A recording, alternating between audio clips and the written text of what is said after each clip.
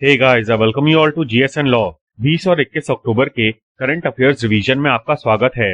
अगर आप UPSC, PSC, judiciary या फिर किसी ऐसे एग्जाम की तैयारी कर रहे हैं जिसमें जीएस आता है, तो ये वीडियो आपको जरूर देखना चाहिए। बात करें आज के टॉपिक्स की, तो सबसे पहले 20 अक्टूबर की हिस्ट्री में हम वर्ल्ड स्टैटिस्टिक्स डे को जानेंगे और साथ ही साथ वर्ल्ड आयोडीन डेफिशिएंसी डे के बारे में भी जानेंगे। फिर 21 अक्टूबर की हिस्ट्री में आज हम आजाद हिंद फौज के बारे में जानेंगे। साइंस में हमारा टॉपिक होगा नोबेल प्राइज इन केमिस्ट्री, जबकि ज्योग्राफी में हम कलेश्वरम लिफ्ट इरिगेशन प्रोजेक्ट के बारे में जानेंगे। अब देखिए 20 अक्टूबर के दिन वर्ल्ड स्टैटिस्टिक्स डे मनाया जाता है। अब देखिए स्टैटिस्टिक्स का सिंपल सा मतलब समझिए कि ऐसा डेटा जिसको कि ऑर्गेनाइज किया गया हो और ऑर्गेनाइज करने के बाद उसको स्टडी किया जा सके, इसी को हम स्टैटिस्टिक्स कहते हैं। अब देखिए यूनाइटेड नेशंस की एक बॉडी है स्टैटिस्टिकल कमीशन। इसी ने वर्ल्ड स्टैटिस्टिक्स डे को 20 अक्टूबर 2010 को पहली बार मनाया था। तभी से ये हर 5 साल पे सेलिब्रेट किया जाता है। तो ये आपके पेपर पॉइंट ऑफ व्यू से इम्पोर्टेंट है, क्योंकि 2020 ही वो साल है जब स्टैटिस्टिक्स डे मनाया जा रहा है। भारत अपना स्टैटिस्टिक्स डे 29 जून को मनाता है, क्योंकि इसी दिन प्रशांत चंद्र महालनोबिस जी का बर्थडे होता है।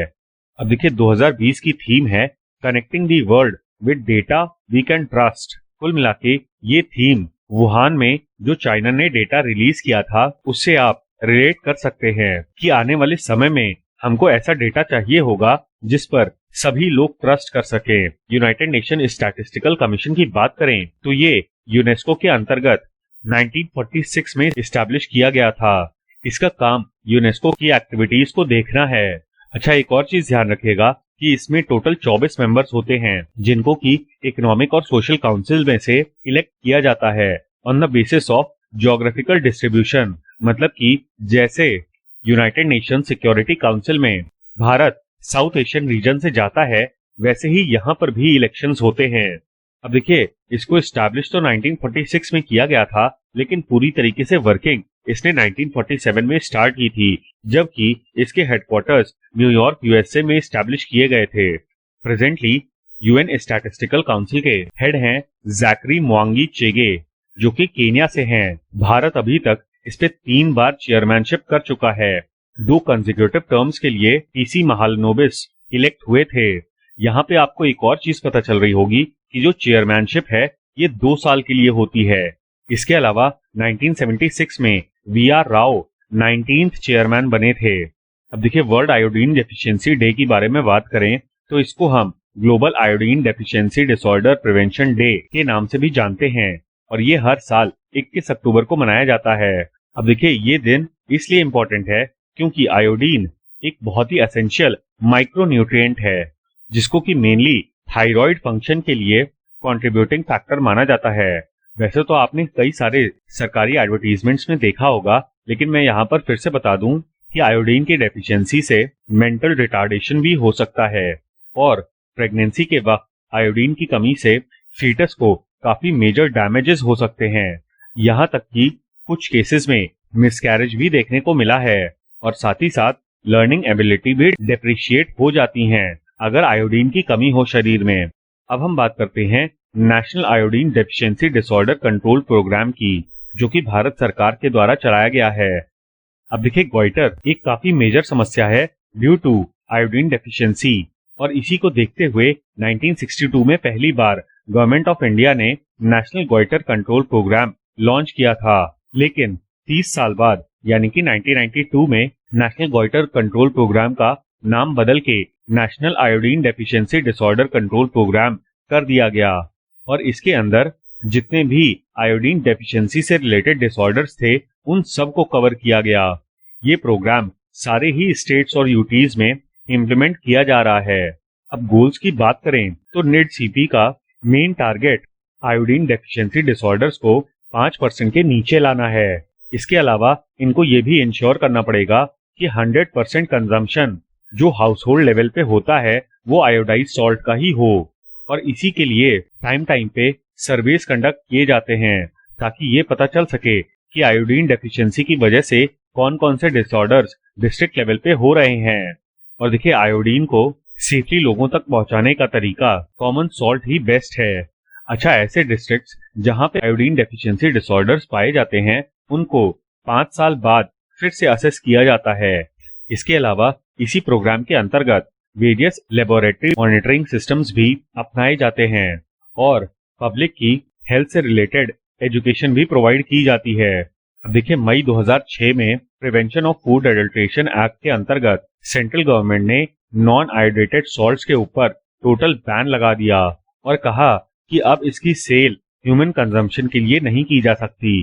अब देखिए 2015-16 के नेशनल फैमिली हेल्थ सर्वे की बात करें तो इसके हिसाब से 93% of Indian households iodised salts का इस्तेमाल कर रहे हैं as compared to 73% in 2005 and 6। कुल मिला के ये जो प्रोग्राम है ये काफी सफल रहा है। अब देखिए 21 अक्टूबर 1943 को सुभाष चंद्र बोस ने भारत की प्रोविजनल गवर्नमेंट की स्थापना की थी जिसको इन्होंने आजाद हिंद नाम दिया था। इसीलिए इस दिन को हम आजाद हिंद डे के नाम से भी जानते हैं। अब उस समय पर भारत ब्रिटिशर्स के अधीन था, इसी वजह से ये अनाउंसमेंट सिंगापुर में किया गया था और इसमें सुभाष चंद्र बोस प्राइम मिनिस्टर और मिनिस्टर ऑफ वॉर थे। अब देखिए इस प्रोविजनल गवर्नमेंट का एस्टैब्लिशमेंट इसलिए आवश्यक है क्योंकि इसी के थ्रू सुभाष चंद्र बोस को अथॉरिटी मिल गई थी for negotiating with the Japanese and other Axis powers जिसमें जर्मनी, इटली एटसेट्रा आते हैं। और इसी के मद्देनजर सुभाष चंद्र बोस ने ईस्ट एशियन कंट्रीज में आईएनए के लिए सपोर्ट प्राप्त किया। सुभाष चंद्र बोस के हिसाब से सेकेंड वर्ल्ड वॉर एक अपॉर्चुनिटी थी for the freedom of India क्योंकि ब्रिटिश सरकार के ऊपर इंटरनेशनल प्रेशर था फ्रॉम द एक्सेस पावर्स जो कि अलाइड पावर्स के खिलाफ लड़ रहे थे।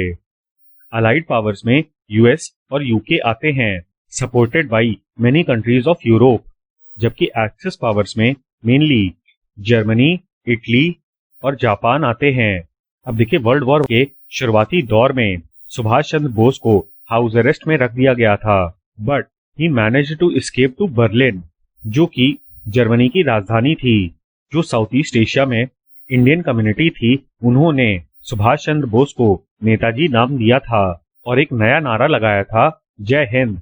इन्हीं सारे पॉलिटिकल सिनेरियोज में 1942 में इंडियन इंडिपेंडेंस लीग की स्थापना हुई जिसमें यह डिसीजन लिया गया कि एक इंडियन नेशनल आर्मी बनानी होगी for the liberation of India. यहाँ पर आप एक चीज और ध्यान रखिएगा कि इन दोनों ही संस्थाओं की स्थापना रास बिहारी बोस के द्वारा किया गया था और उन्होंने ही सुभाष चंद्र बोस को 1943 में ईस्ट एशिया में इनवाइट किया था। यहाँ पहुंचने पर इनको इंडियन इंडिपेंडेंस लीग का प्रेसिडेंट बना दिया गया। साथ ही साथ इंडियन नेशनल आर्मी का भी लीडर बनाया गया जिसको कि पॉपुलरली आजाद हिंद फौज के नाम से जाना जाता था। उस समय पर सुभाष चंद्र बोस ने नारा दिया, चलो दिल्ली। इसके अलावा सुभाष चंद्र बोस का एक और नारा फेमस है, तुम मुझे खून दो मैं तुम्हें आजादी दूंगा। अब देखिए हाल ही में 2020 का Nobel prize in chemistry CRISPR या फिर Cas9 टेक्नोलॉजी के लिए दिया गया है। आम बोलचाल की भाषा में इनको हम जेनेटिक सीजर्स भी कहते हैं, मतलब ऐसे सीजर्स जिससे ह्यूमन डीएनए को मॉडिफाई किया जा सके। इस साल नोबेल प्राइज 2 लोगों को मिला है, इमैनुअल कार्पेंटियर और जेनिफर डोडना। अब देखिए Cas9 या फिर क्रिस्पर टेक्नोलॉजी इसलिए इम्पोर्टेंट है क्योंकि इसमें एनिमल्स, प्लांट्स और माइक्रो ऑर्गेनिजम्स का डीएनए बहुत ही प्रेसिजन के साथ एडिट किया जा सकता है और ऐसा पहली बार हुआ है कि 2 वुमेन को एक साथ नोबेल प्राइज मिला हो। बात करें क्रिस्पर टेक्नोलॉजी की तो सबसे पहले आप इसका फुल फॉर्म जान लीजिए, clustered regularly interspaced short palindromic repeats. ये किसी भी जेनेटिक सीक्वेंस के स्पेसिफिक एरिया को टारगेट करता है और उसको नए करेक्ट सीक्वेंस से रिप्लेस कर देता है। अब इफेक्टिवली क्रिस्पर टेक्नोलॉजी कंप्यूटर में कॉपी पेस्ट की तरह है। अब इसके प्रोसेस की बात करें तो इसमें एक आरएनए मॉलिक्यूल यानी कि राइबोन्यूक्लियर एसिड मॉलिक्यूल प्रोग्राम किया जाता है for locating a problematic sequence in the DNA और इसके लिए जिस प्रोटीन का इस्तेमाल होता है उसी को हम Cas9 कहते हैं। अब देखिए अगर कोई डीएनए सीक्वेंस ब्रेक हो जाता है तो उसकी नेचुरल टेंडेंसी होती है टू रिपेयर इटसेल्फ, लेकिन प्रॉब्लम इसी बात की है क्योंकि ऐसे में जो प्रॉब्लमैटिक सीक्वेंस था वो भी ऑटो रिपेयर हो सकता है और जब ये रिपेयर का प्रोसेस चल रहा होता है उसी समय पर साइंटिस्ट जैसा चाहते हैं वैसा जेनेटिक कोड सप्लाई करते हैं, जिससे कि ओरिजिनल सीक्वेंस या फिर जो प्रॉब्लमैटिक सीक्वेंस होता है वो रिप्लेस हो जाता है। अब देखिए ऐसी टेक्नोलॉजी का एप्लीकेशन कई जगह में हो सकता है और अभी के लिए ये माना जा रहा है कि ह्यूमन बींग्स पे इसका एप्लीकेशन काफी ज्यादा पॉजिटिव वे में किया जा सकता है। फॉर एग्जाम्पल बहुत सी ऐसी डिजीजेस हैं जो कि जेनेटिक डिसऑर्डर हैं, मतलब वो जेनेटिकली पास ऑन होती हैं फ्रॉम जनरेशन टू जनरेशन। ऐसे में जीन्स के वो पार्ट्स जो कि उस डिजीज को कैरी कर रहे हैं उनको हटा के रिप्लेस किया जा सकता है एंड इवेंचुअली हम लोग काफी सारी डिफॉर्मिटीज को खत्म कर देंगे फ्रॉम द ह्यूमन लाइफ। इसके अलावा जो डिजीज कॉजिंग ऑर्गेनिजम्स हैं उनके भी जेनेटिक मेकअप को ऑल्टर किया जा सकता है फॉर मेकिंग देम इनएफेक्टिव। इसके अलावा एग्रीकल्चर के क्षेत्र में इसका एप्लीकेशन हो रहा है और आने वाले समय में हम ऐसी क्रॉप्स बना सकेंगे जो कि पेस्ट्स के खिलाफ और ड्रॉट्स के खिलाफ सरवाइव कर जाएं। लेकिन देखिए इस टेक्नोलॉजी में काफी सारे एथिकल कंसर्न्स भी हैं। फॉर एग्जाम्पल नवंबर 2018 में चाइना के कुछ रिसर्चर्स ने क्रिस्पर टेक्नोलॉजी का यूज करके ह्यूमन एम्ब्रियो को इस प्रकार से ऑल्टर किया कि 2 बेबी गर्ल्स पैदा हुई। अब ऐसी टेक्नोलॉजी से जो बच्चे पैदा होते हैं उनको हम डिजाइनर बेबीज कहते हैं and it was the first such example जिसने क्रिस्पर टेक्नोलॉजी के एप्लीकेशन पे एथिकल कंसर्न्स रेज कर दिए। अच्छा, पर्टिकुलरली इस केस में ये इंश्योर करने की कोशिश की गई थी कि जो दोनों ट्विन लड़कियां हैं उनको HIV वायरस से बचाया जा सके। अब देखिए ये जो मॉडिफिकेशन है ये आगे आने वाले समय में जो उनके बच्चे होंगे उनमें भी इनहेरिट किया जाएगा। अब देखिए वैसे तो इनका ऑब्जेक्टिव सही था बट यहाँ पर 2 सवाल उठते हैं। एक तो क्या इनके पास क्रिस्पर टेक्नोलॉजी के अलावा और कोई ट्रीटमेंट ऑप्शन नहीं था? तो देखिए ऐसा बिल्कुल भी नहीं है और मदर से उसके एम्ब्रियो को ट्रांसमिट होने वाला HIV वायरस प्रिवेंट किया जा सकता है। साथ ही साथ कंसर्न्स ये भी उठे कि पर्टिकुलर जेनेटिक ट्रेट्स वाले बच्चों को प्रोड्यूस किया जा रहा है। दिक्कत इस बात की भी थी कि कोई भी रेगुलेटरी परमिशन या फिर ओवरसाइट नहीं थी इस प्रोजेक्ट में। और देखिए क्रिस्पर टेक्नोलॉजी का जो इस्तेमाल किया गया था वो 100% एक्यूरेट नहीं था और पॉसिबिलिटी इस बात की भी है कि जीन्स का ऑल्टरेशन बाय मिस्टेक हो गया हो। अब देखिए तेलंगाना में एक प्रोजेक्ट है कलेश्वरम लिफ्ट इरिगेशन प्रोजेक्ट। इसके विषय में कल नेशनल ग्रीन ट्रिब्यूनल ने कहा कि प्रोजेक्ट का जो एनवायरमेंटल क्लियरेंस था वो एक्स पोस्ट फैक्टो किया गया है, मतलब कि एनवायरमेंटल क्लियरेंसेस की बैक डेटिंग की गई है। इसके अलावा कोर्ट ने एक कमेटी भी फॉर्म की है जो कि रेस्टोरेशन मेजर्स को आइडेंटिफाई करेगी।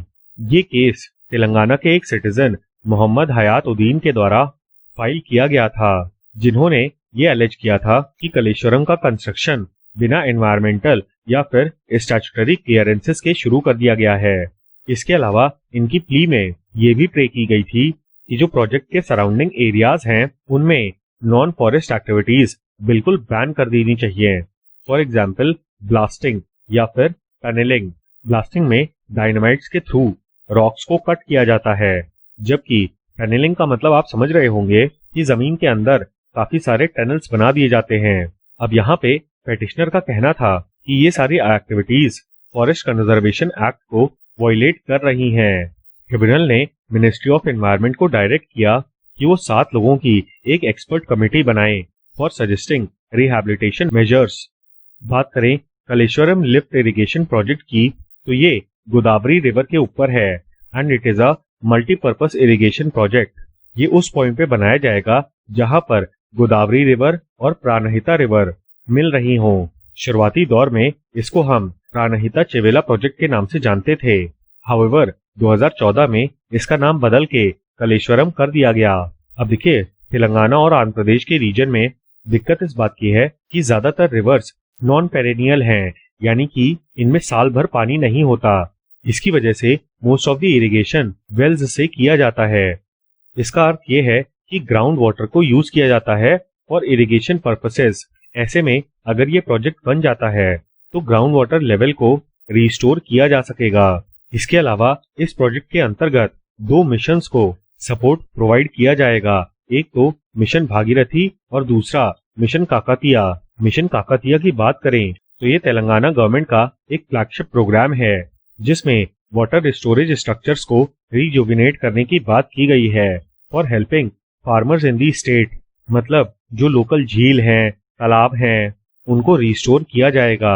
दूसरी तरफ mission Bhagirathi safe drinking water के बारे में बात करता है और इसके अंतर्गत तेलंगाना के शहरों में और गांवों में सेफ ड्रिंकिंग वाटर प्रोवाइड करने की बात की गई है, जिसमें इनका टारगेट है 20 लाख हाउस होल्ड। अब मिशन भागीरथी के अंतर्गत गोदावरी और कृष्णा रिवर से पानी लिया जाएगा।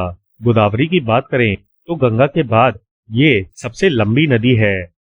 गोदावरी महाराष्ट्र के त्र्यंबकेश्वर से निकलती है और भारत के 6 राज्यों से पास करती है: तेलंगाना, महाराष्ट्र, आंध्र प्रदेश, छत्तीसगढ़, उड़ीसा और कर्नाटक। गोदावरी की मेन ट्रिब्यूटरीज प्राणहिता, सबरी और इंद्रावती है। दाहिनी ओर से आने वाली रिवर्स में मंजिरा, मनेर और प्रवरा है। इनको आप याद रखिएगा क्योंकि इसके अलावा जितनी भी रिवर्स हैं वो लेफ्ट साइड से गोदावरी में आके मिलती हैं। तो ये था हमारा एनालिसिस 20 और 21 अक्टूबर के करंट अफेयर्स रिवीजन का। उम्मीद है कि आपको ये वीडियो पसंद आया होगा। इस वीडियो का PDF आपको हमारे टेलीग्राम चैनल पे मिल जाएगा। और हाँ, please don't forget to like, share and subscribe. Thank you. जय हिंद।